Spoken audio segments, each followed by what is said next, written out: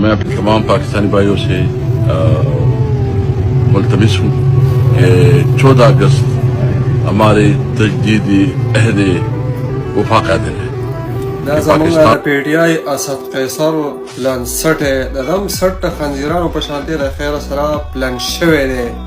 دا راشي مونږ ته وایي چې 14 اگست دوم دام سره مناو کوي. دا د باجوړ مور ته وګوره، دغه نورو ګلالي ماشومانانو ته وګوره. الله تعالی مو په عذاب الهي کې اخته کا، الله تعالی مو په داسې کینسر او په داسې بیمارو کې ولګوا.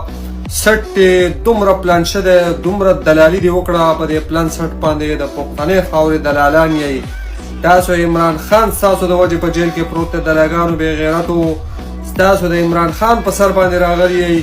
عمران خان ستاسو د وجې په جیل کې پروت دی، پښتانه ستاسو په وجه باندې دردولی کېږي، لړزولی کېږي. باجوړ ستاسو د وجې لوټي لوټي، کیرا میدان وزیرستان ستاسو د وجې لوټي لوټي. نن ته راپاسې د خنزیر په شان دا پلان سټ ته ورک شه چې ما ته وایي چې جشن ازادي په دومدام سره مناو که. څنګه مناو کم؟ ته راشه ما له امن راکړه، زه یې در سره مناوم، زه یې در سره د زنده‌باد او د مرداباد نارې لګوم. راشه زما پښتانه په امن که، زما په باجوړ کې اپریشن یې روکاو که، زما خویندې میندې در په در خاورې په سر دي او ته ما ته وایي چې جشن ازادي په دومدام سره مناو که. الله دې په عذاب الهي کې اخته کړه ټول د پښتنو دلالانو او مشرانو، الله مو په کینسرو کې اخته کړه.